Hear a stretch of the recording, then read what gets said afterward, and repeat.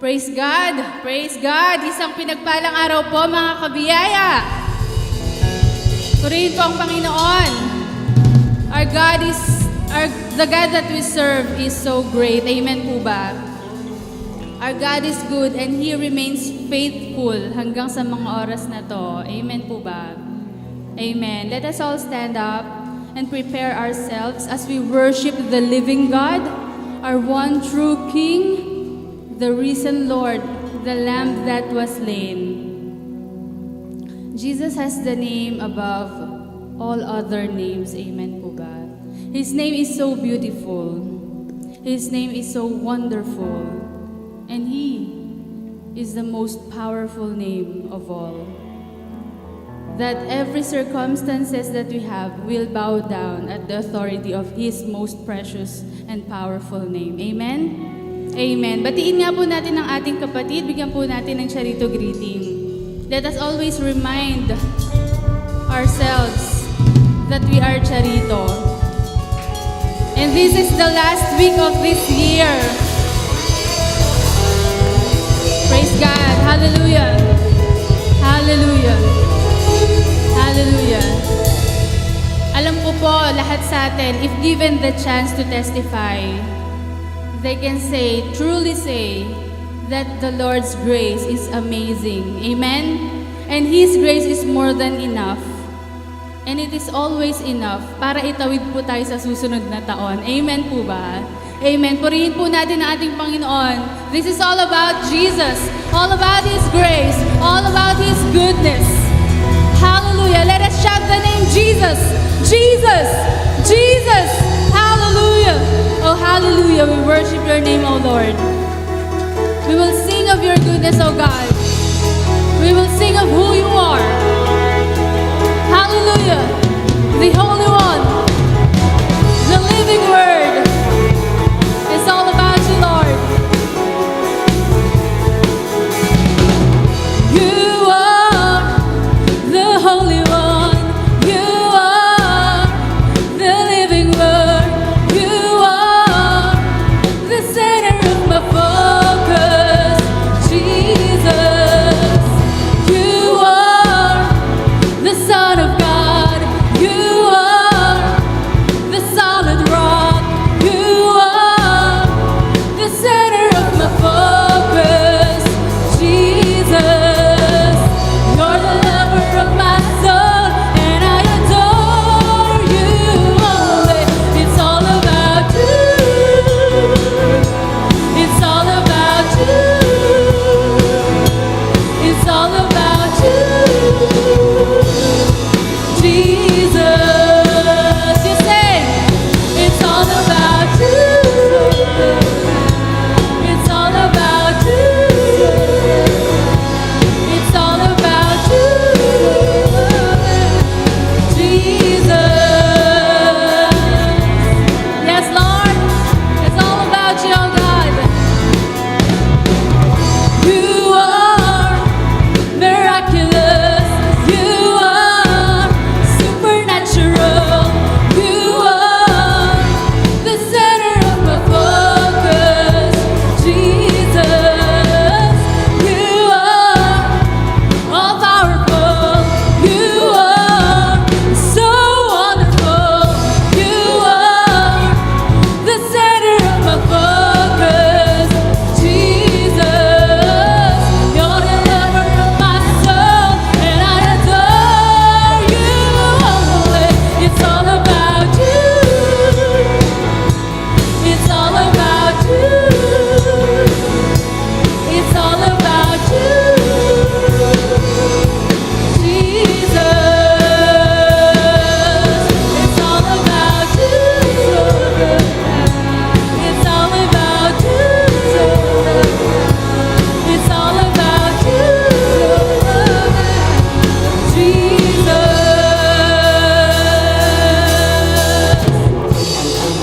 Oh, we will sing of your goodness, Lord. And we will declare that there is nobody else but you, oh God. Nobody else, because it's all about you, Lord. We give you praise, oh God.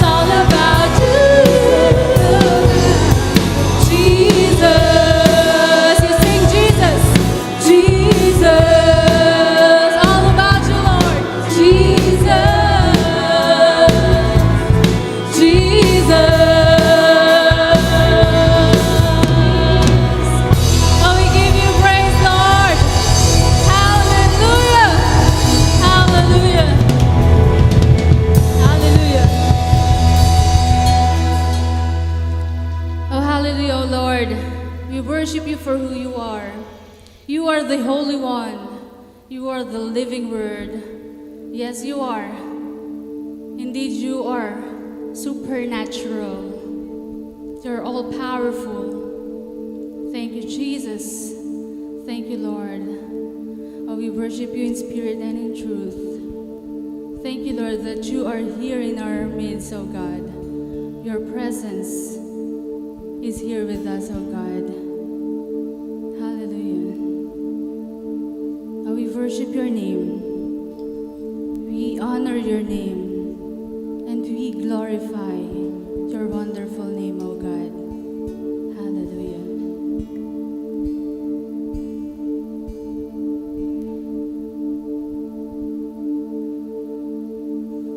You are the Word at the beginning, one with God the Lord Most High.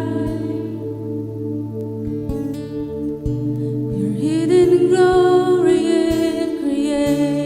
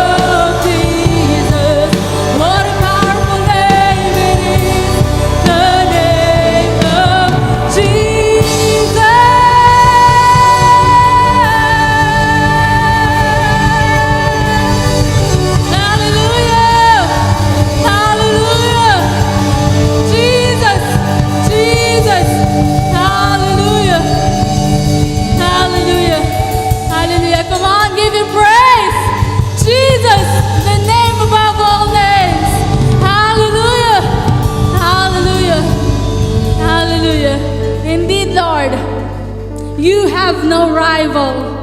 You have no equal.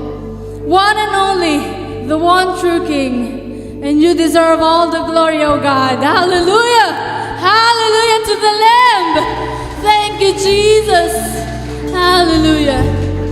Thank you, Lord, for this wonderful year, O God. And we are confident, O Lord, that you are with us through the next year, O God. Your grace is always with us, O God. Hallelujah to your amazing grace. Hallelujah to your holy name. And to the name that is above all names, we give you praise, we give you glory, we give you honor, we give you all the power and majesty. In Jesus' mighty name, let all the children of God say, Amen and Amen. Thank you, Jesus. Hallelujah, oh, hallelujah. Hallelujah, we give you praise, oh God. Hallelujah. Hallelujah. Isang pinagpalang araw po muli mga kapatid. Batiin po natin muli ang ating mga kapatid. Let us all say, you are Charito. Always Charito. Hallelujah. Hallelujah. Tayo pong lahat ay makakaupo na.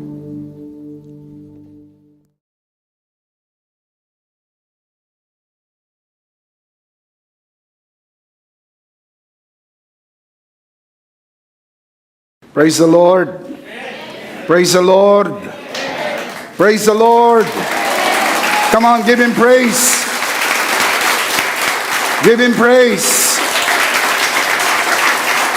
Everybody shout, praise the Lord. Praise the Lord. Hallelujah. Hallelujah. Pakibati po ang katabi ng 2 thumbs up. You are Charito.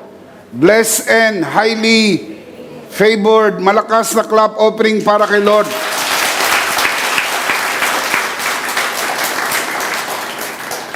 Pagkalipas ng Pasko, ang susunod po, Happy New Year. Pakibati po ang katabi ng Happy New Year. Happy New Year.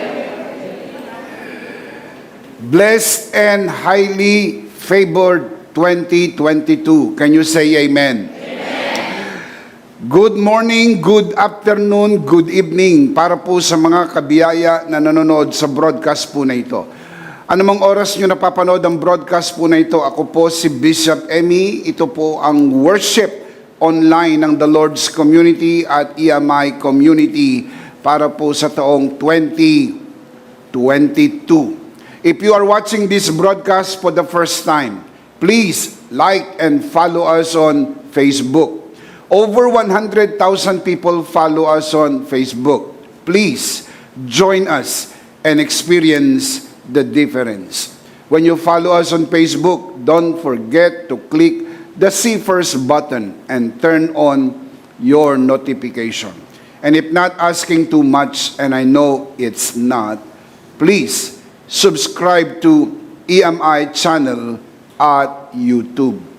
Please prepare your communion elements because at the end of this message, we will together do a Holy Communion. Sama-sama po tayong magkukomunyon. Sama-sama po nating idideklara ang tinapos na gawa ng ating Panginoong Hesukristo sapagkat sinasaad po ng banal na komunyon na ang katas ng ubas ay simbolo ng kanyang banal na dugo. Ang tinapay ay simbolo ng kanyang bugbog na katawan. Tulad ng ating pinaniniwalaan sa pamagitan ng mga sugat ni Jesus, tayo ay pinagaling na.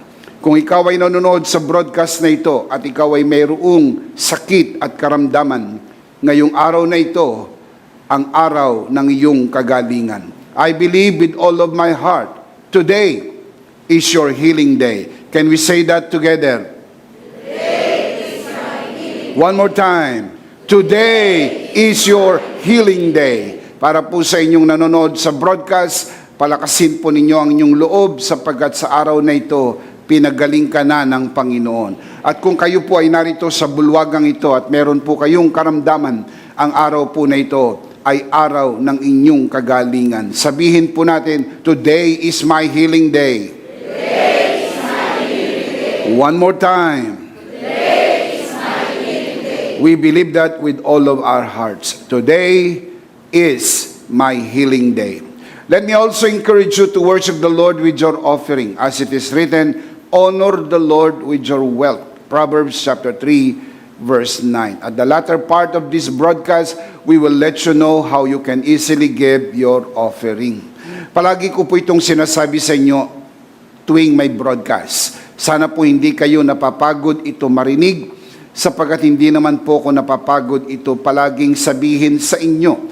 Ang pagbibigay sa gawain ng Panginoon ay hindi po pagbibigay ng kontribusyon, hindi po pagbibigay ng donasyon, hindi po pagbibigay ng ayuda, lalo't higit, hindi po pagbibigay ng limos. Ang pagbibigay sa gawain ng Panginoon ay pagsamba. Tinatawag po ito sa Bibliang pagsamba. Genesis chapter 22, the Bible calls it worship. Giving is worship unto the Lord. That is why we encourage you to worship the Lord with your offering. Because the truth is, you are not just watching a broadcast, you are worshiping the Lord with us, and giving is an integral part of your worship. The Apostle Paul writes, each man should give what he has decided in his heart to give, not reluctantly or under compulsion. For God loves a cheerful giver. 2 Corinthians chapter 9, verse 7. Palaging tandaan, walang maliit na halaga na hindi makakatulong. Lahat ng halaga, maliit man o malaki, ay mahalaga at makakatulong. Ang pagbibigay sa gawain ng Panginoon ay dapat bukal sa puso, kusang loob, at hindi napipilitan. Just to let you know from our hearts here at EMI, thank you for giving to the Lord. Thank you for joining us today. Thank you for watching this broadcast. Also, thank you for inviting your friends and sharing this grace-filled and life-changing broadcast. Before we dive into our spiritual learning today, just to let you know, if you are near our worship center here at the very entrance of NLEX, Valenzuela Exit, Paso de Blas, Valenzuela City, I'm talking to you, you who are watching this broadcast. Malugod po namin kayong inaanyayahan to join us in one of our 4 services here at EMI. 6 a.m., 8 a.m., 10 a.m., and 3 p.m. Come and be blessed. Come join us in one of our services and experience the difference. Thank you for joining us today. Maraming salamat din po mga kabiyaya sa inyong pagpunta sa araw na ito, sa loob ng bulwagang ito, upang sama-sama po nating sambahin ang Panginoon sa Espiritu at katotohanan. Palakpakan po natin si Lord. Hallelujah! We are going to continue our series, The Bible Explains, Part 26. Today, we are going to talk about how do we start this new year. Paano po ba natin sisimulan ang bagong taon? Nakaharap po tayo sa bagong taon, 2022. Ang tanong, paano po natin ito haharapin? People start the new year in many and diverse ways. But how about us? How do we start this new year? Let's commit this verse to the Lord. Let us pray. Our dearest Father in heaven, thank you so much for how you have gathered us today. Thank you for the wonderful time of praise and worship. Thank you that you are always with us. Maraming salamat po sapagkat sinamahan niyo po kami sa loob ng nakalipas na taon, 2021. At patuloy niyo kaming sasamahan sa pagharap namin dito sa bagong taon, 2022. We commit to you this learning time as we always do and pray. Everything that will be said and done only for your glory and for the blessing of everyone. Speak to our hearts today. In Jesus' name. And everybody would just simply say, Amen. Palakpakan natin si Lord. Hallelujah. Come on, give Him praise. Thank you, Jesus. Everybody shout, praise the Lord. Hallelujah. Hallelujah.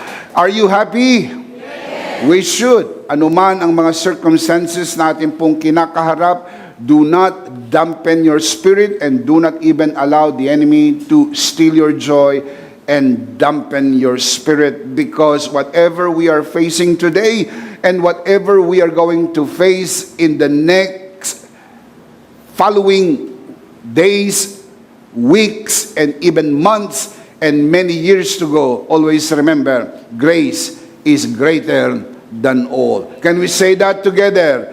Grace is greater than all. We are going to talk about how are we going to face this new year. Let us start 2022 with the Word of God, because we believe everything starts with the Word of God. Dapat simulan ang taon na ito tulad ng ating ginagawa, sinisimulan natin ang lahat ng bagay at nagsisimula ang lahat ng bagay sa pamagitan ng salita ng Diyos. Sinisimulan po natin ang bawat linggo na tayo pumupunta sa bahay-sambahan at tinatanggap natin ang salita ng Diyos. Sinisimulan po natin ang bawat araw na binubuksan natin ang Biblia bilang ilaw at tanglaw sa buhay para sa araw na ito. Ganon din po. Sinisimulan po natin ang taon at ang bawat taon na nadadagdag po sa atin sa pamagitan po ng gabay ng salita ng Diyos.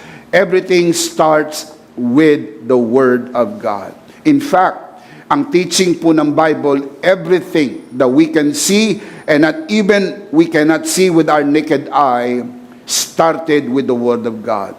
For example, the world was created by the Word of God. Nang nilikha ng Diyos ang mundo, nilikha niya ito sa pamagitan ng kanyang binigkas na salita.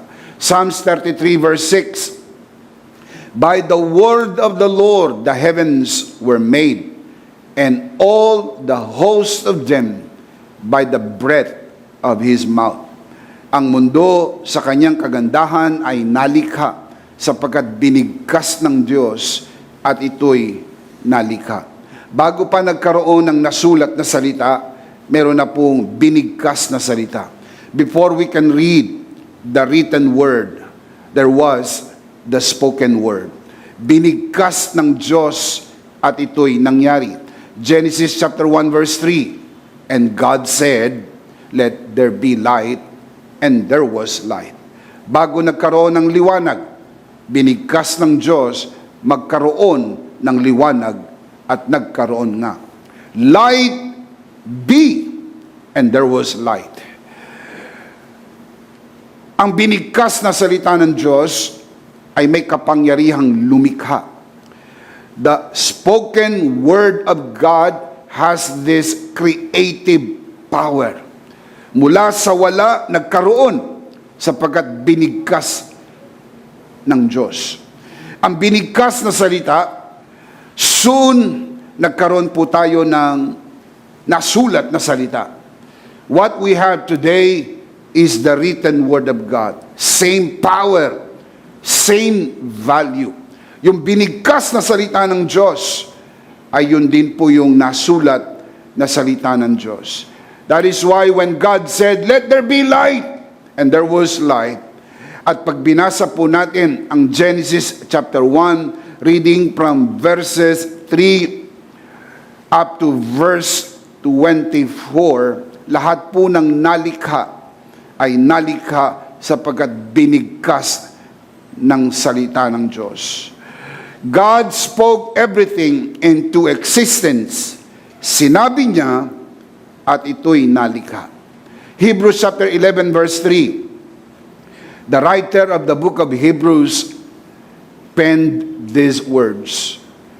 By faith, we understand that the worlds were framed how? By the word of God. I want us to read that again. By faith, we understand that the worlds were framed, and tell me how? By the word of God. Ang mundo ay nalikha sa pamagitan ng salita ng Diyos. Paano natin ito nauunawaan? Paano natin ito tinatanggap? Sabi po ng manunulat ng aklat ng Hebreo, we accept it We understand it. How? By faith. We believe the Word of God because the Word of God is powerful. Makapangyarihan ang salita ng Diyos. Binigkas niya at ito'y nangyari. Sinabi niya magkaroon ng mga mundo. Hindi lang po isang mundo. Maraming mundo, worlds. Maraming planeta sa kalawakan. Hindi lang po ang planetang lupa. There are so many planets out there. Ang iba hindi pa abot ng teleskopyo ng tao. Ang iba hindi pa abot ng siyensya at karunungan ng tao.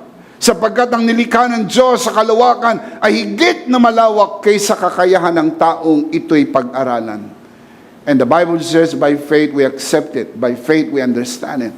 By faith we understand that the worlds were framed by the Word of God, so that the things which are seen were not made of things which are visible.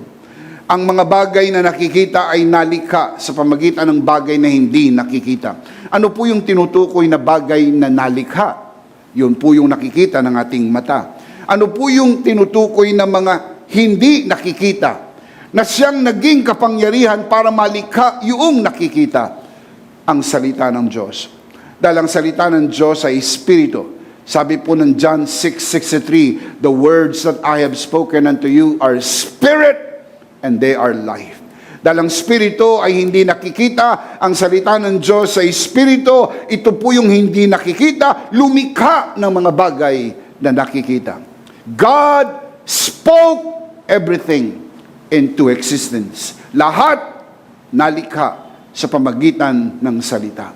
Bago po inanyuan ng tao, mula sa alabok ng lupa, sinabi ng Diyos, likhain natin ang tao ayon sa ating wangis at sa ating larawan. God said, let us make man in our image and in our likeness. Before God formed man from the dust of the earth, God spoke. Sinabi ng Diyos. Now, gaano kahalaga po ang binibigkas sa salita ng Diyos sapagkat ito po'y may kapangyarihang lumikha. So, anumang bagay na ating pangangailangan sa pagtahak natin dito sa bagong taon, binigkas ng Diyos sa pamagitan ng kanyang salita. Pinaniniwalaan natin, tapat ang Diyos sa kanyang salita. Tutuparin niya ang kanyang salita. Tutuparin niya ang kanyang pangako na nakatatag sa langit magpakailan-kailan pa man. Shout amen. Amen. How do we accept this? By faith. How do we understand this? By faith. There is no way this limited peanut brain can begin to comprehend, understand the august, most powerful, grandiose power of the Word of God. Wala pong kakayahan ng ating isip. Mas malaki po ang salita ng Diyos kaysa kakayahan nating mag-isip. That is why it is conceived not in the natural mind, it is conceived in our spirit. Meron po tayong faith of God in our born-again spirit. So we only accept it.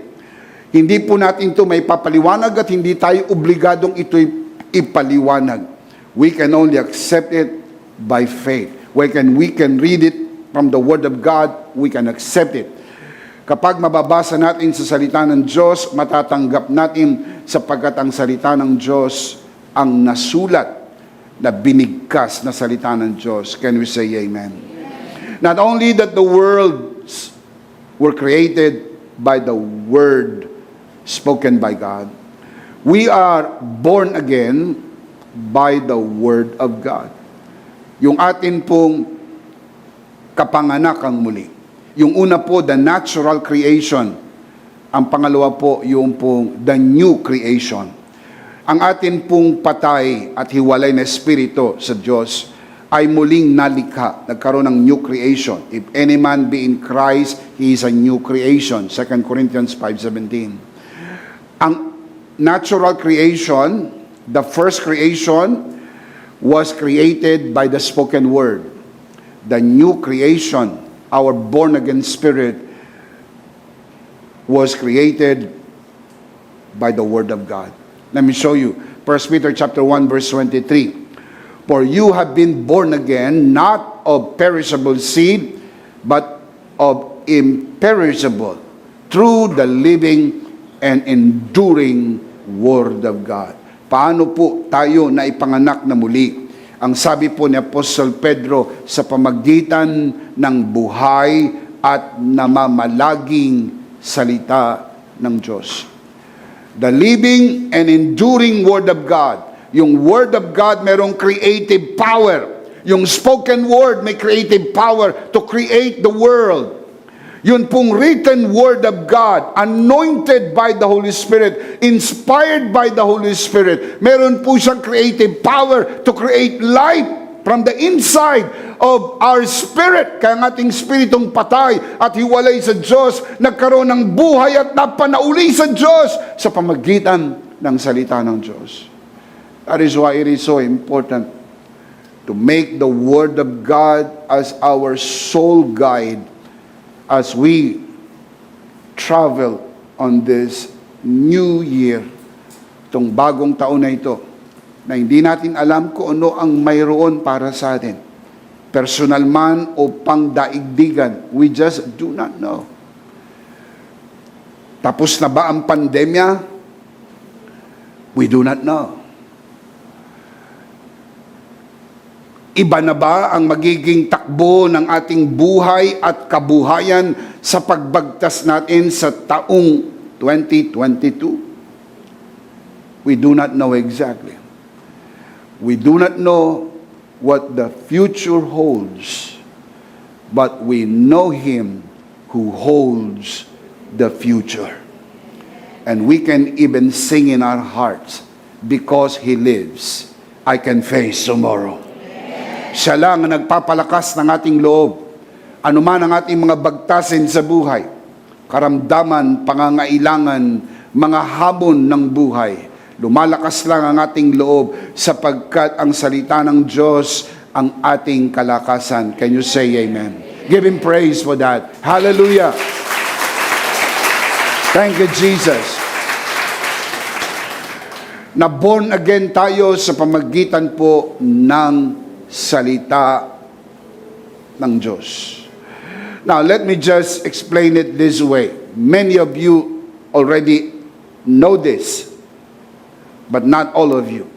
Especially those who are watching this broadcast, and probably I'm just presupposing at the back of my mind na hindi mo alam kung anong ibig sabihin ng born again. Baka akala mo ito isang religion. Akala mo isang religion na kinakailangan aniban or isang simbahan, sapagkat maraming tao ang totally ignorant about what born again is all about. Let me just put it in a capsule so we can just put it in a very simple and concise way so we can understand. 1 Thessalonians 5:23, alang-alang po ito sa mga nanonood sa broadcast po na ito, and they are watching this just maybe for the first time. And I believe with all of my heart that you are watching this not by accident, but by God's divine appointment. And if you believe that, say amen. 1 Thessalonians 5:23, may the God who gives us peace make you holy in every way, and keep your whole being. Now look at the composition of your whole being. Spirit, soul, and body. Free from every fault at the coming of our Lord Jesus Christ. It is important to understand that you are a tripartite being. You are a spirit. You have a soul. And that you live in a body. Ang tunay na si ikaw ay hindi po ang katawan. Ang tunay na si ikaw ay espiritong may kaluluwa nakatira sa katawan. Ang katawang lupa ay damit ng ating espiritu. Ang ating espiritu ay mayroong kaluluwa. Katulad ng pisikal at material na damit na sinusuot ng ating pong pisikal na katawan, Ang ating espiritu ay nangangailangan ng material body because we live in a material world. Ang damit ng ating espiritu ay ang ating katawang lupa. Ang tunay na tao ay espiritong may kaluluwa. Hindi kaluluwa, espiritong may kaluluwa. Nakatira sa katawan. Nang ang tao po'y magkasala at nahiwalay sa Diyos, ang espiritu'y namatay at nahiwalay sa Diyos. Dahil ang ibig sabihin ng kamatayan ay pagkahiwalay. Death means separation. And because of sin, man was separated from God at nagkaroon ng spiritual death. Sabi ng Ephesians chapter 2 verse 1, we are spiritually dead because of our sins and transgressions. At kapag ang tao'y na-born again, ang naboborn again sa kanya ay ang kanyang espiritu. Sapagkat ito po yung nahiwalay sa Diyos at kapag na-born again, bumabalik sa Diyos. Ang tao po ay nilikha ng Diyos para sa Kanya. Ang tao'y nahiwalay sa Diyos dahil sa kasalanan. Pag ang tao'y na-born again, ang tao po'y napapanauli sa Diyos.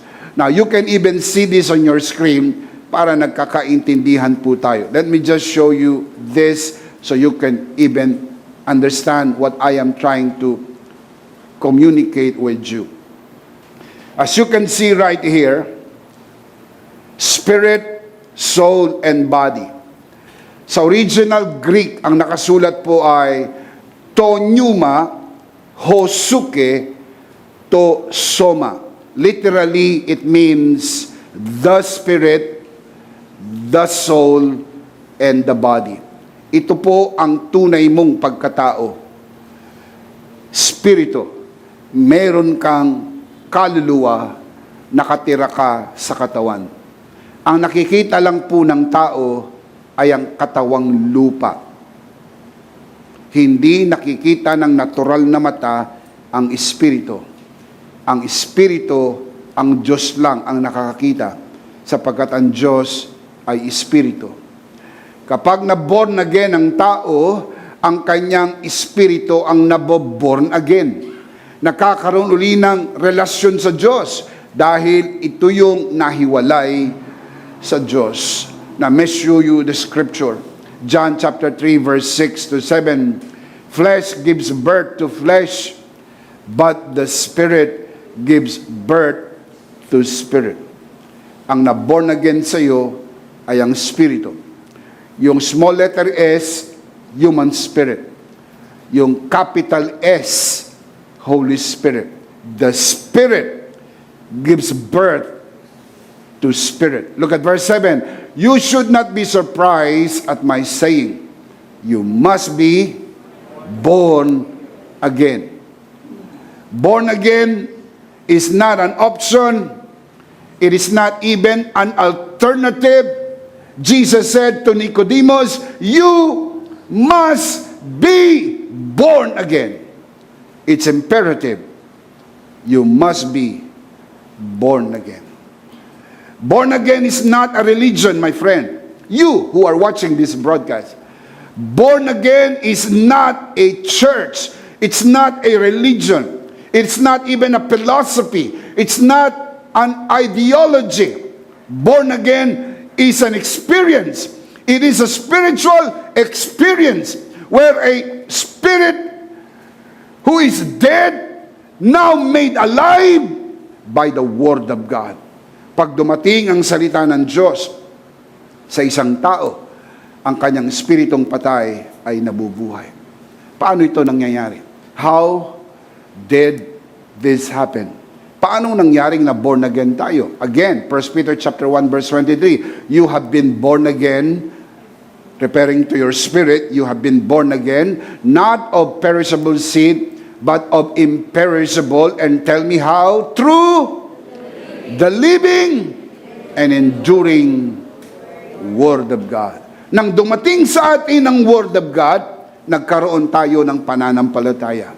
Romans chapter 10 verse 17, so then faith comes by hearing, and hearing by the word of God. Sa original Greek, by the word of Christ, referring to the gospel. The message of the finished work of Christ. The Apostle Paul calls it the gospel of Christ, Romans 1:16. The Apostle Paul calls it the message of the cross, 1 Corinthians 1:18. And even he calls it the gospel of grace, Acts 20:24. Because there is only one gospel. And that is the gospel of the finished work of Christ. Yun po yung tinutukoy na Rematos Christo. I understand, sa ibang translation nakalagay Word of God. But in reality, it is the Word of Christ. And even more precise from the Greek text, the Word of Christ, referring to what Jesus has accomplished on the cross. Anong ibig sabihin ng lahat ng binibigkas ni Bishop Emmy? Faith starts with the Word of God. Sa bagsak nating kalagayan bilang makasalanan, wala po tayong faith. Absolutely, we're spiritually dead. Faith is a spiritual entity that we do not possess. Kailan tayo nagkaroon ng pananampalataya? Nang dumating sa atin ang salita ng Diyos. Faith comes by hearing, and hearing the Word of Christ. Nang marinig natin ang salita ng Diyos, dinapuan tayo ng pananampalataya. Nung tayo po'y magkaroon ng pananampalataya, tayo po'y tumawag. Romans 10:13, whoever calls on the name of the Lord will be saved. How are you saved? You are saved because you call on the name of the Lord. Kaya kaligtas dahil tumawag ka. Paano kang tatawag? Dahil nagkaroon ka ng pananampalataya. Paano ka nagkaroon ng pananampalataya? Dahil narinig mo ang salita ni Kristo. Nang marinig mo ang salita ni Kristo, dinapuan ka ng pananampalataya. Nang dinapuan ka ng pananampalataya, tumawag ka. Nang tumawag ka, naligtas ka, na born again ka. Palakpakan si Lord. Now you are born again. Shout amen. Once you are truly born again, you are born again in your spirit. If any man be in Christ, he is a new creation. Ang naging bagong nilalang ay hindi ang katawan. Hindi ko alam kung napansin nyo, kahit na born again ka na, you still have the same body. You still have the same soul. You think the same, you feel the same, you act the same from the outside. But something is different from the inside. Nung maborn again ka, nagbago ang espiritu mo. Sapagkat ang espiritu mong dating patay, ngayon ay buhay na. Ang espiritu mo ay naging kaisa ni Kristo. 1 Corinthians 6:17. Ang espiritu mo ay naging katulad ni Kristo. 1 John 4:17. Your born again spirit is created like God in true righteousness and holiness forever. Hebrews 10:14, by one sacrifice, He has perfected us forever.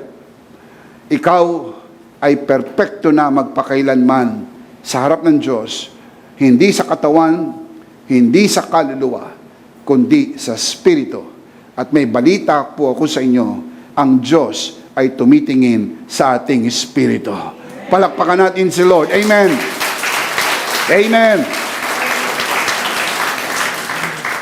Because the moment you got born again, you are complete in the inside. Because Jesus is the fullness of God's grace. The moment you are born again, the fullness of God's grace is deposited inside your born again spirit, and you got it all from the inside. Now let me show you Romans 8:32. He who did not spare his own son, but gave him up for us all. Look at the question. How will he not also, along with him, referring to the Son, the Lord Jesus, graciously give us all things? Ilang bagay mga kabiyaya? All things, lahat ng bagay. Walang bagay na hindi po inilagay sa loob ng iyong born again spirit. Lahat ng kakailanganin natin sa pagbagta sa buhay na ito. Hindi lang sa taong ito, kundi sa maraming taon ng ating buhay. hanggang sa tayo ay dumating sa buhay na walang hanggan. Lahat ng kakailanganin natin sa buhay na ito ay inilagay na ng Panginoon sa loob ng ating born-again spirit. Wala kang kakulangan at hindi ka kulang-kulang. You are complete. Everything that you will be needing in this life from this day forward already deposited inside. Let me show you Colossians chapter 2 verse 10. The Apostle Paul writes, "For you are complete in Him." Are you in Him? Are you in Christ? Answer me affirmatively. Are you in Christ? Look at the Apostle Paul. He said, "For you are complete in Him." For as long as you are in Him, you are in Christ, you lack nothing. Wala kang kulang. Kompleto ka. You are complete. The word complete comes from the Greek word plero. Plero meaning fully furnished. Alam nyo, pag bumili ka ng condominium, pwede kang bumili ng bare condominium. Ibig sabihin, walang kagamit-gamit, walang kasangkapan, bare lang. Pupunta ka ron, ikaw ang mag-aayos, ikaw ang maglalagay ng kagamitan, ikaw ang maglalagay ng lahat ng kailangan mo sa loob ng condominium. Pero how many of you believe na pwedeng bumili ng condominium na tinatawag po nila fully furnished? Ano ibig sabihin ng fully furnished? Wala ka nang kakailanganin, lilipat ka na lang, titira ka na lang. Pagdating mo doon sa condominium, lahat ng kailangan mo nandoon na. Lahat ng kasangkapan nandoon na. Ganon ang ginawa ng Diyos sa ating born-again spirit. Plero, fully furnished. Lahat ng kailangan natin sa buhay na ito ay nilagay na ng Panginoon sa loob ng iyong born-again spirit. Shout amen. Now, the beautiful part of this is this. The word plero, meaning fully furnished. Sa original Greek grammar, ito po'y nakasulat sa perfect tense. Ano po ibig sabihin ng perfect tense? It means completed action with an ongoing result. Ibig sabihin, God is not in the process of furnishing your spirit. God is not in the process of completing your spirit. No. And I said no. It means completed action. Done. Tapos na. Your spirit is already complete. Can you say amen? Your spirit is already fully furnished. Walang kulang. Everything that you need in the inside. Kung nagugutom ka, si Jesus ang tinapay ng buhay. Kung nauuhaw ka, si Jesus ang tubig ng buhay. Kung hindi mo alam ang iyong gagawin sapagkat nalilito ka sa mga pagpapasya ng buhay, Jesus is the wisdom of God in the inside of you so you can make the right decision, especially now that we are facing this new year. Ano man ang iyong pangailangan, kung ikaw ay may sakit at may karamdaman, si Jesus ang dakilang manggagamot. Walang pangailangan na hindi pinuno ng Diyos sa loob ng iyong spirit. That is why when you need something, you bow your heads and you look inside your spirit. Nandun lahat ng iyong pangailangan. Ang Diyos tumitira sa loob ng born-again spirit. So many people, when they are in great need, they look up. When we are in great need, we bow our heads and we look inside because God lives inside. Ang Diyos hindi malayo. Kasama natin ang Diyos. Ang Diyos nakatira sa loob ng iyong born-again spirit. Can you say amen? The Father, the Son, and the Holy Spirit, the triune God lives inside your born-again spirit. That is why you are complete. Not in the body, not in the soul, but in the spirit. Because you may ask the question, where is this completeness? Hindi ko nakikita, marami pang kulang ang aking katawan. Yung ibang nanonood sa inyo, baka sinabi, kulang pa nga, pati daliri ko, siyam lang. O baka kulang ang pera ko, o kulang ang gamit namin sa bahay, o baka kulang ang iyong isip, o maraming kulang sa buhay mo. Ang tinutukoy ko pong walang kakulangan ay hindi ang iyong katawan, hindi po ang iyong kaluluwa. Ang tinutukoy kong wala ng kakulangan ay ang iyong born again spirit, sapagkat ito ang pinanganak ng Diyos, and that you are born again forever. Palakpakan si Lord. Amen. Thank you, Jesus. Come on, get excited. Give Him praise. Hallelujah. So where is this completeness? Where is this fullness? You can only see this inside your born-again spirit. This completeness is what we call charito light, a blessed and highly favored light. Can you say amen? For you to see this, you have to see this in your spirit, not in the body and not even in the soul. And for you to see this clearly, you have to renew your mind. Romans 12:2, do not conform any longer to the pattern of this world, but be transformed by the renewing of your mind, anakaino, that you will be able to test and approve what God's will is, His good, pleasing, and perfect will. The word renewing there, anakaino. The word anakaino comes from two words, ana and kainos. Ana meaning reverse or change. Kainos meaning new. You have to reverse and make it new. Remember, bago bumagsak ang tao, matino mag-isip ang tao. Nang bumagsak ang tao, hindi na po siya matino mag-isip. Anakaino meaning you have to renew your mind. Sapagkat bago bumagsak ang tao, mga kapatid, maganda ang takbo ng isip. Anong gagawin? Renew, reverse, pabalik. Kaya ang mga born again may ganito.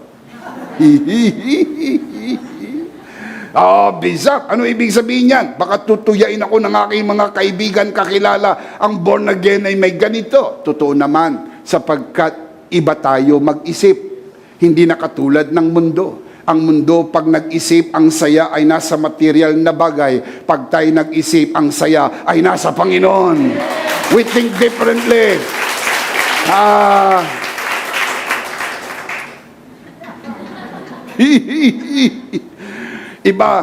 Ibang mag-isip.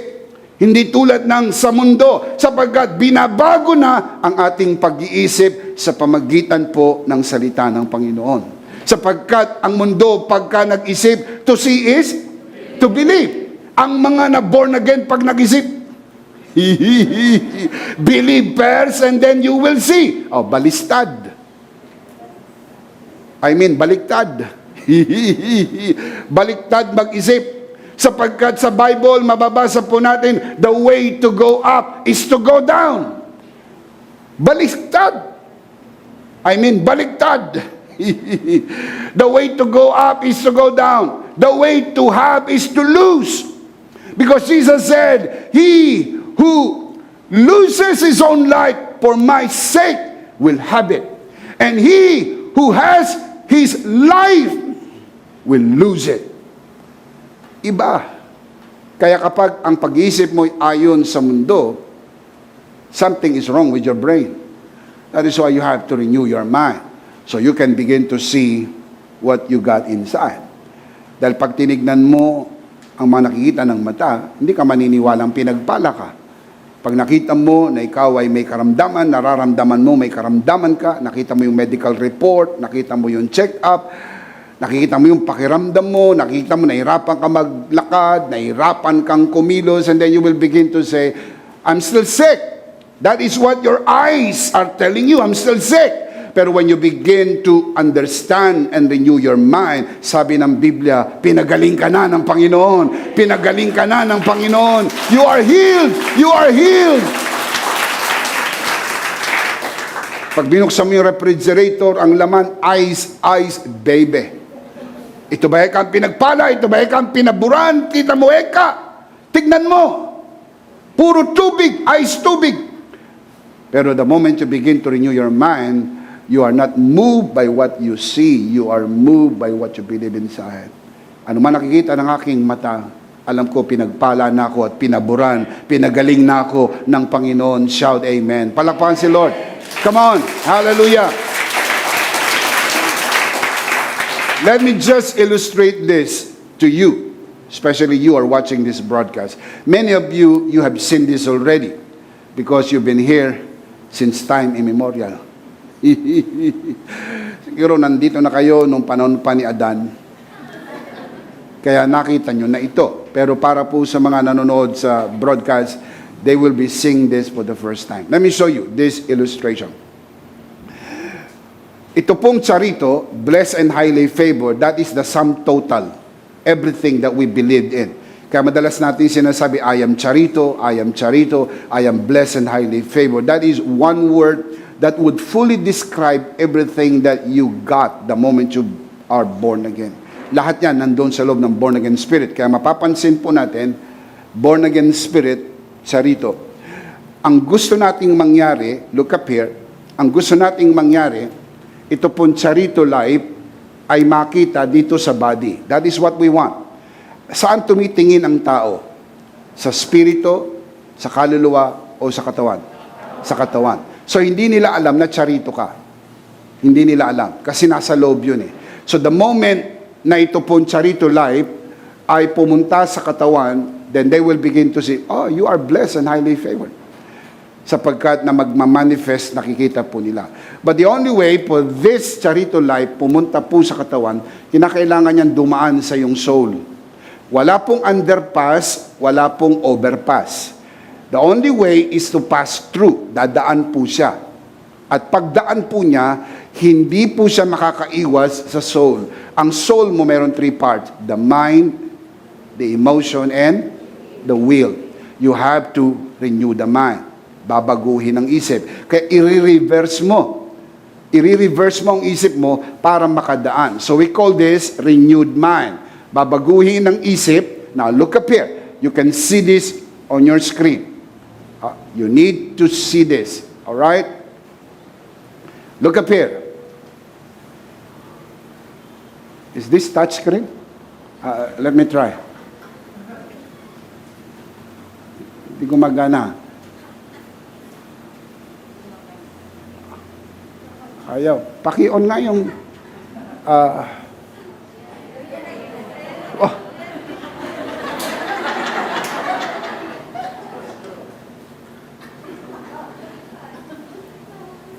Alright. Yung charito life, nag-pass through, pumunta po sa body. And now once you realize this, naiintindihan po natin, nakikita na ng tao. Pero hindi makakatawid unless you renew your mind. Now, let me show you another script so you will begin to see. Kapag merong unrenewed mind, hindi na bago, now look up here, you can see this, itong charito life will only pass and, oh you see, gumagana na. Cannot pass through. Kasi merong unrenewed mind. So napakahalaga ng renewing of the mind. The moment you got born again, the whole journey of your life is renewing the mind. The whole journey. Hindi po yan isang journey. The whole journey. You read the Bible, you hear the Word of God, you study the Word of God, you meditate the Word of God, you apply the Word of God, everything in the Word of God. Every time you spend time with the Word of God, you are renewing your mind. At kapag nire-renew mo ang iyong mind, nag-open up ang iyong soul, nakaka-pass through yung charito life, and then you will begin to see the manifestation of charito life. Can you say amen? Palakpakan natin sa Lord. Amen. Amen. Now, having said that, I want to share with you the life application. Lahat ng binanggit ko sa inyo mula pa kanina, introduction lang. I'm not joking. Because if you think that I am joking, you're joking yourself. Let me share with you life application. Pag sinasabi nating life application, action grace-filled action points. Sabihin, may gagawin ka. Pero pag binabanggit natin ang mga sermong merong action, nagiging maingat tayo rito, lalo na sa community na ito. Hindi ito mga aksyong dinadagdag sa biyaya ng Diyos. Ito yung mga aksyon na nagagawa ng biyaya ng Diyos. Did you get that? Sabi ni Apostle Pablo sa 1 Corinthians 15:10, I work harder than all of them, yet not I, but the grace of God that was with me. So, hindi totoo sa biyaya walang gagawin. Ang totoo sa biyaya, maraming ginagawa, pero hindi tayong gumagawa, kundi ang biyaya ng Diyos ang gumagawa sa atin. Amen. Amen. I work harder than all of them, yet not I, but the grace of God that was with me. Nasa atin na po ba ang biyaya ng Diyos? So let me just show you this. This is very, very simple, precise, direct, and I believe very applicable as we face this new year, as we start this new year. Number 1, renew your commitment to God's Word. You have to renew your commitment to God's Word. Kung nung nakaraang taon, ikaw ay hindi palabasa, mag-decide ka, itong taon na ito, magiging palabasa na ako ng Biblia. Kung ikaw nung nakaraang taon ay aandap-andap, aaten, hindi aaten, mag-decide ka na, ako'y palaging aaten para makapakinig ng salita ng Panginoon. Kung nakaraang taon, manonood ako, hindi manonood, hindi manonood, you have to renew your commitment. I will always watch the broadcast, I will attend, I will read the Bible, I will study the Word of God, because it is a commitment that you have to renew regarding the Word of God. Why? You can only do that because of the grace of God. Hindi mo yan gagawin para matanggap ang biyaya ng Diyos. Mali. Nagagawa mo yan dahil nasa iyo na ang biyaya ng Diyos. Taas ang kamay ng mga tumanggap na ng biyaya ng Diyos. Come on, palakpakan natin si Lord. Amen. John 5:39, you diligently study the scriptures because you think that by them you possess eternal life. These are the scriptures that testify about me. To have eternal life is one thing, but to know that you have eternal life is totally a different thing. And the only way you can know that is you study diligently the Word of God. Because if you study the Word of God, listen up, you will know you have eternal life. Where? Inside your born-again spirit. Maraming taong ligtas, pero hindi nila alam na sila'y ligtas. And they miss to enjoy what they have inside. Charito ka and blessed and highly favored. Pero maraming tao hindi alam, namumuhay silang parang pulubi at nililimos ang pagpapala ng Diyos. Ipinakikiusap ang milagro at kagalingan na sa halip na tanggapin natin sapagkat hindi nila alam, sapagkat hindi nila inaral ang salita ng Diyos. But when you begin to make this commitment that I will study the Word of God, I will read the Word of God, your mind will be renewed and then you will understand. Walang anak ng Diyos na pulubi. Ikaw ay pinagpala, ikaw ay pinaburan, ikaw ay pinagaling, ikaw ay biniyayan, and now you know you have eternal life inside and you can enjoy eternal life inside. Can you shout amen? Ang buhay na walang hanggan ay hindi mo tatanggapin pag namatay ka. Ang buhay na walang hanggan ay nasa loob na ng born-again spirit and you can enjoy it right now in Jesus' name. Can you say amen? Amen. John 8:31, then Jesus said to those which believed in Him, if you continue in my word, then you are my disciples indeed. Ano po meaning ng disciple? Learner or student, from the Greek word mathetes, meaning learner. So lahat mag-aaral. Hindi lang po pastor ang mag-aaral. Hindi lang po mga leaders and workers ang mag-aaral. Even members. Yun pong mga umaattend sa church. Lahat tayo disciples. Lahat tayo mag-aaral. Lahat po tayo nag-aaral ng salita ng Panginoon. Can you say amen? Acts 17:11.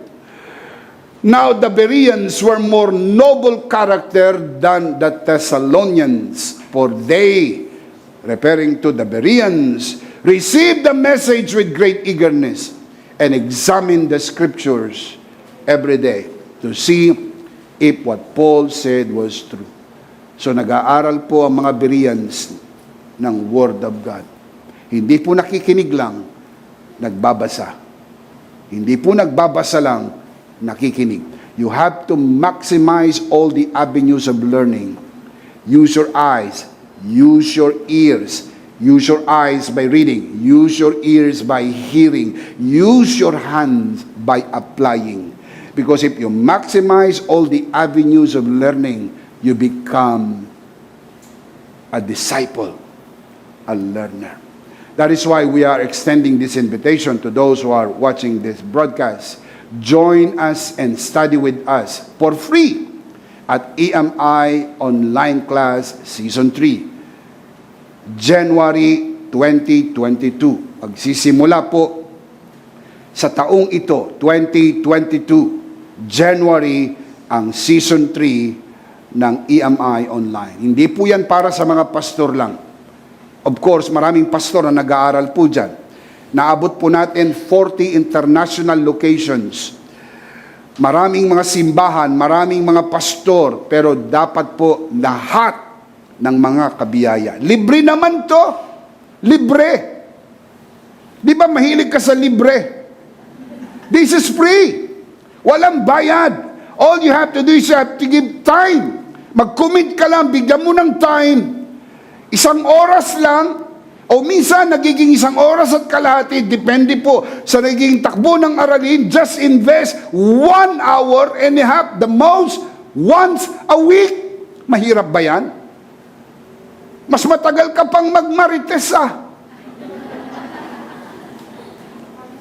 So you have to give time. Can you say amen? Amen. Most especially, of course, ang mga pastor.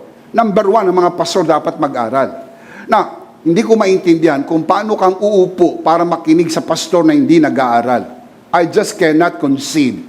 Paano kung magpapaturo sa pastor na hindi nag-aaral? Sabihin ng pastor, nag-aral na ako. Nung panahon pa ng Hapon. Panahon pa ng mga ninuno. O baka Bishop Emmy, hindi ka pa pinapanganak, nag-aral na ako. Well, hindi ko tinatawaran ang dami ng papel na nakadisplay sa bahay mo dahil sa mga diplomang nakuha mo. Pero ang pag-aaral hindi po pagkuha lang ng diploma o sertipiko. Ang pag-aaral po ay patuloy na kaalaman na ating natututunan sa masaganang biyaya ng Panginoon na nakasulat sa kanyang salita. You never stop learning. Leaders are learners sapagkat you only share what you learn. So I am inviting you, especially pastors. Meron din po tayong Pastors Academy. 2 Timothy chapter 2 verse 15, study to show thyself approved unto God, a worker who does not need to be ashamed, rightly dividing the word of truth. Can you say amen? Number 1, renew your commitment to God's word. Number 2, revive your appetite for God's word. Ipinauli mo, pasiglahin mo uli ang gana. Alam niyo mga kapatid, kailangan maganang-magana tayo sa salita ng Diyos.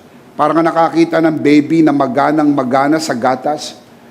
Alam po yung natural sa baby ang dapat magana sa gatas. Kaya na-alarma ang nanay o ang tatay o maging ang mga doktor kapag yung baby hindi po dumududo, hindi nag-milk. Kasi natural sa kanya, gusto niya yan. Pero pag tinatanggihan niya at hindi po siya nag-milk, something is wrong sa kanyang appetite. Kaya ina-address po yun, lalo na sa mga babies, kasi yun po yung kanilang primary source.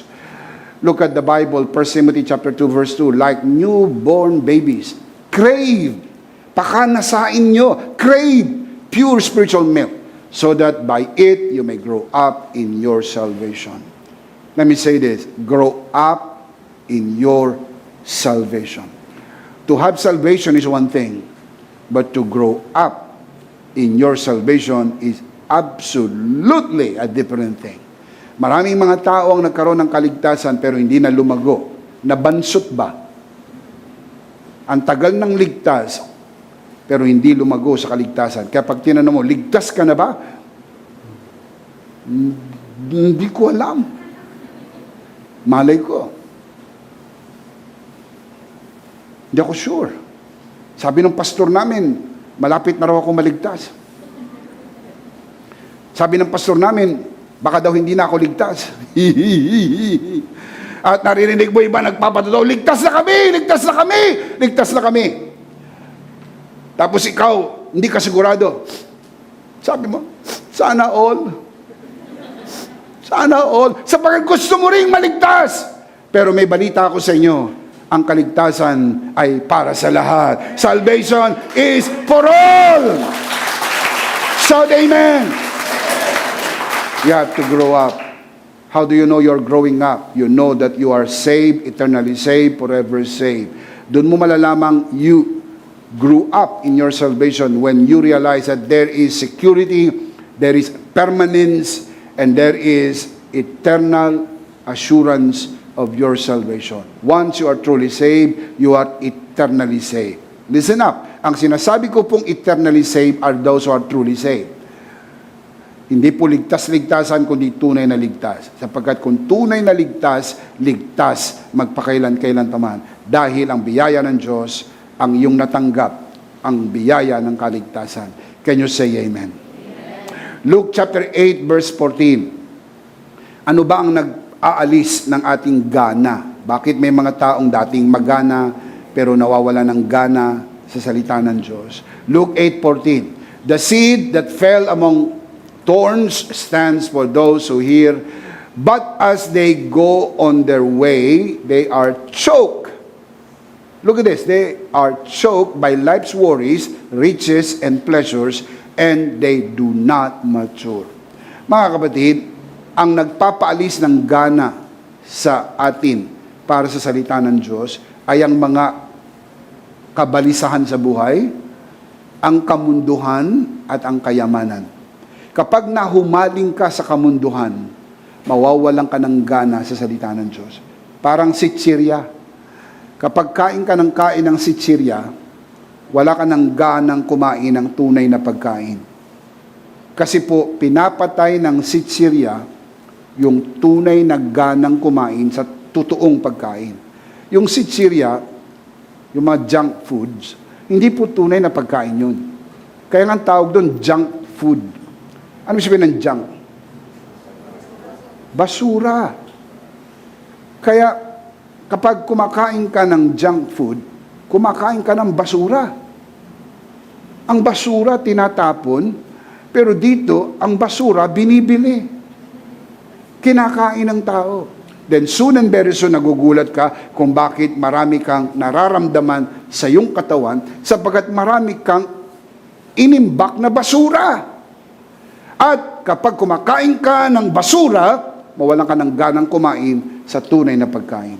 Kung ano-ano pinagpapapanood mo, kung ano-ano mga pinapakinggan mo, ang musika sa tenga mo, musika ng mundo, pinapanood mo sa YouTube, puro kamunduhan, puro mga palabas ng kamunduhan. Tapos expect mo, Sabado ng gabi, excited ka pumunta sa church pag linggo? Wala. Walang excitement doon. Sapagkat Sabado ng gabi, nanonood ka ng mga palabas ng kamunduhan. So pinapatay nito yung gana mo pumunta sa church. Pinapatay nito yung gana mo makinig, magbasa at mag-aral ng salita ng Diyos. Ang tawag po dyan, the pleasures of the world, the riches, and the worries of life. Let us address this. Huwag mag-alala, sapat ang biyaya ng Diyos. Huwag ding mag-alala sa yaman ng mundo, sapagkat lahat ito'y pansamantala lang. Nasa atin na ang tunay na yaman hanggang sa buhay na walang hanggan, sapagkat tayo pinagpala at pinaburanan. Amen. At ang ating tunay na kasiyahan ay ang ating Panginoon. Let's see them again. Number 1, renew your commitment to God's Word. Number 2, revive your appetite for God's Word. And how do you revive that? Alisin mo ang mga nakakapag-alis ng gana ng salita ng Diyos. And that is the pleasure of this world. And even the worries of life and the riches of this world. Number 3, I'll close with this. Refresh your daily life with God's Word. You have to start the day refreshed by the Word of God. Matthew chapter 4, verse 4, Jesus answered, "It is written, man does not live on bread alone, but on every word that comes from the mouth of God." When you start the day right, you have that day very right. Start the day with the Word of God. Start refresh. Bago ang tinapay, unahin po natin ang tinapay ng buhay. Open the Bible, read the Bible, and let the Word of God refresh your day. Can you say amen? Let's see them again.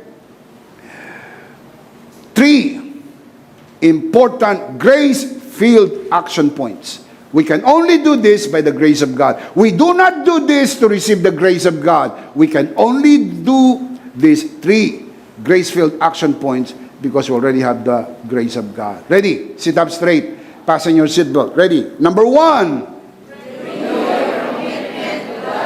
Renew your commitment to God's Word. Number 2. Revive your appetite for God's Word. And number 3. Refresh your daily life with God's Word. Renew, revive, refresh. And the big idea is start everything with God's Word, including this year, 2022. Start not only this year with the Word of God, but start everything in your life with God's Word. Start your marriage with God's Word. Start your relationship with God's Word. Start your business with God's Word. Start your life and start everything with God's Word. What is the big idea? Start everything with God's Word. Start every day with God's Word. Start every week with God's Word. And start every year like this one with God's Word. And it is important to start right. Ang pinakamagandang simula sa lahat ay simulan mo ito sa pagtanggap sa ating Panginoong Hesukristo, ang buhay na salita ng Diyos. Kung nais mong tanggapin ang Panginoong Jesus sa iyong puso, I'm talking to you who are watching this broadcast. Nais kong bigyan ka ng pagkakataon to receive Jesus today and be saved. Alokin kita ng pagkakataong maligtas. Si Jesus lang ang tagapagligtas. Kung nais mong tanggapin ang biyaya ng Diyos at maligtas, taas mo ang iyong kamay, samahan po natin ang ating mga bisita. Let us raise our hands to the Lord. Taas natin ang ating dalawang kamay. Mananalangin po tayo ng pagtanggap. Bigkasin mo ang mga salitang ito. Ariin mong isang personal mong panalangin at manalangin tayo ng pagtanggap. Panginoong Jesus, ako po'y makasalanan. Hindi ko kayang iligtas ang aking sarili. Ako'y mapapahamak ng hiwalay sa iyo. Narinig ko po ang mabuting balita.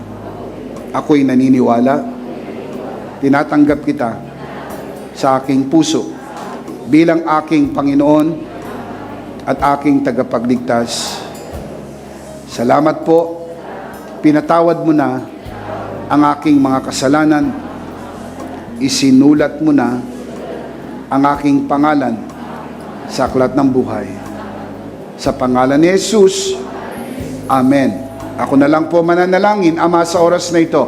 Itinataas ko po sa harapan ang sino mang sumunod sa panalangin ng pagtanggap sa unang pagkakataon.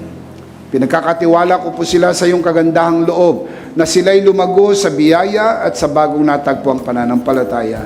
Sa pangalan ng Panginoong Jesus, tayong lahat ay magsabi ng Amen. Palakpakan natin si Lord. Amen. Isang beses pa po, ano po ang ating big idea? Start everything with God's Word. Sa lahat ng tumanggap sa ating Panginoong Jesus, congratulations. Welcome to the family of God. You have just started right. Binabati kita, pinagpala ka at pinaboran ng Panginoon. Palakpakan natin si Lord. Amen. Atin pong kunin ang ating pong communion elements and let's do this together.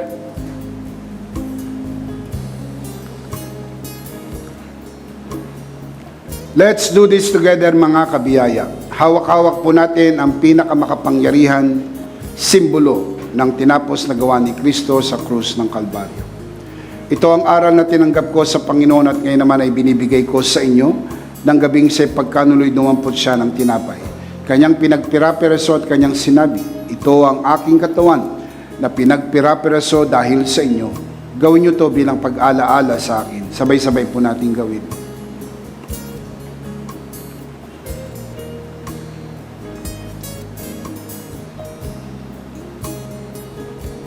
Gayun din naman matapos maghapunan ay kanyang hinawakan ng saro at kanyang sinabi, ito ang saro ng bagong tipan na pinagtibay ng aking dugo. Gawin niyo to bilang pag-alaala sa akin. Sabay-sabay po natin gawin. Atin po itaas ang atin pong dalawang kamay at sumunod po tayo sa panalangin ito. Aming Ama, maraming salamat po sa aming Panginoong Hesukristo. Panginoong Hesukristo, maraming salamat po sa iyong banal na dugo na iyong itinigis sa krus ng Kalbaryo. Dahil po dito, lahat ng aming kasalanan ay iyon ang pinatawad. Maraming salamat po sa iyong katawan na nabugbog at nasugatan. Dahil po dito, lahat ng aming sakit ay iyon ang pinagaling. Gaya ng nasusulat sa iyong mga sugat, ako'y magaling na. Ako'y naniniwala. Ako'y magaling na. Aking idinideklara, ako'y magaling na. Ako'y malusog, malakas, masigla, pinagpala, pinaburan, at mabubuhay ng mahaba.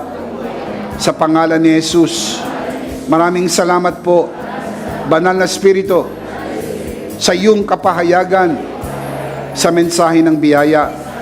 Sa pangalan ng Panginoong Jesus, Amen. Amen. Palakpakan si Lord. Hallelujah. Come on, give Him praise, give Him praise, give Him praise. Woo! Hallelujah. Sabay-sabay, ano po ang ating big idea? All together.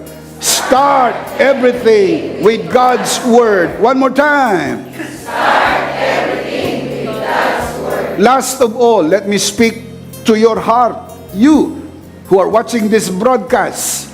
If this broadcast has blessed you, and if not asking too much, I would like you to bless this ministry with your love offering, so that together we can reach the world with the message of full grace. And from the bottom of our hearts, we say, thank you for giving to the Lord.